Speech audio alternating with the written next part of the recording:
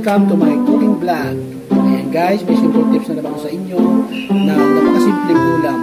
Ayan guys, nakabili pa ako ng tahong. Ayan, tahong. Saan naglalako guys? Sa tindero. Please na please yan guys, pinakita niyo sa akin.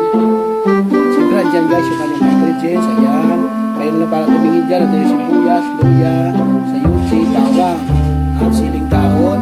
At meron pa ako dyan granules. Ayan, yung mula dilaw. At siyempre, nandyan yung aking cooking oil. At nandyan din yung aking asin. Siyempre, maglalagay din po tayo ng kahit kunting asin sa ating pag-isa.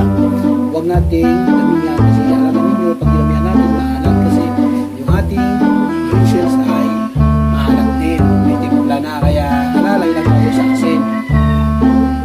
Sige guys, abangan nyo guys, magluto po tayo ng pinulang tahong.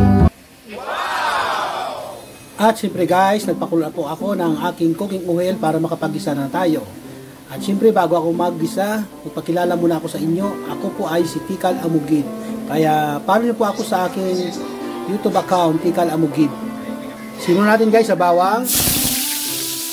Ayan. Gisa na tayo agad. Kailangan guys maging brown yung ating bawang, no? Lagay natin kuya.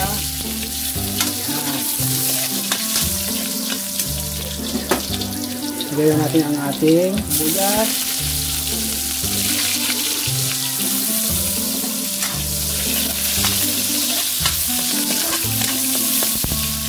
Lagyan natin ang ating sayote.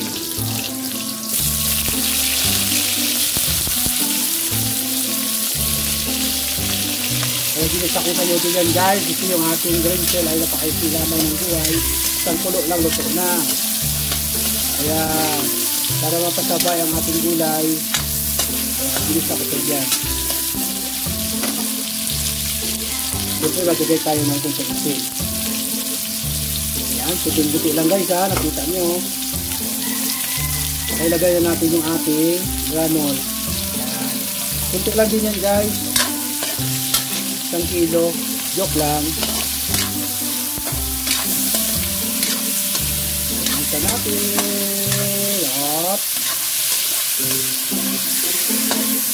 Gusto natin ng maigit para yung ating gulay may lasa.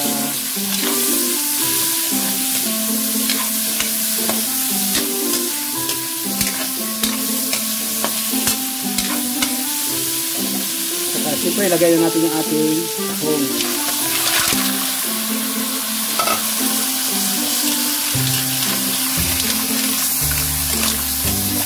Ito pala po ito guys, no? Yung tindero, pinalak ako nito. Tindero it's not tindero. Sabi niya, tay, bili ka ng tahong. Sabi ko, fresh ba yung tahong mo? Sabi niya, oo naman tay. Gusto mo makita, buksan ko. Sige, buksan mo. Abay, yung binuksan niya yung tahong, pulang-pula, nakita ko. Oo nga, fresh na, diba? Kaya ako binili, kasi fresh na naman. Kasi alam nila pag luto yung ginseng, iba ang pag hindi fresh, iba yung amoy. Hindi naman pala may amoy na, diba? Kaya kailangan talaga guys, ang isang pagkain i-check natin habang di pa natin luluto. Para din yun sa ating protection. Kaya alamin natin kung fresh ba yan o hindi. Kaya guys, yan lang guys. Abangan natin, makuluan yan, saka tayo maglagay ng sabaw. At ayan guys, nakuluan na po yung ating green shell, ang ating tahong. Ayan, haluin natin ulit. Ayan. Bago natin haluin, saka natin ilalagay yung ating pinakulong tubig. Ayan guys, pag nagsabaw ako guys, lagi po ako nagre-ready ng mainit na tubig. Kasi gusto ko talaga ang ilalagay agad yan mainit. Isang paraan para mabilis po maluto yung ating nilulutong ulam. Kaya dapat, pag nagsabaw tayo, ang ating tubig na ilalagay ay kulo na. Galing na sa kulo. Para mabilis tayo makatapos pagluto. Tikman natin. Pwede natin tikman agad yan kasi yung tubig natin ay kumulo naman na. Luto na din.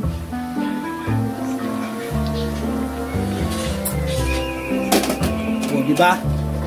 Diba ilaw pa? O, lagyan natin tutok ng sabaw. Alam mo kami dito guys, mahilig kami sa sabaw. Takpan natin uli. At ayan na guys, ilaw pa.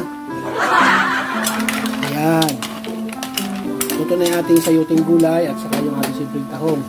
Ngayon, ilagay natin unti-unti yung dahon ng sili. Amazing! Hindi na ako nagagay ng siling haba. Ilalo natin unti. Ay sila ng buhay ng ating siling dahon. Yan, tikman na natin. Wow, ang sarap. Sarap ng sabaw ng tinulang green shell. Ayan, at ayan guys, nakapagbigay naman ako sa inyo sa simpleng tips sa pagluluto guys. Ayan.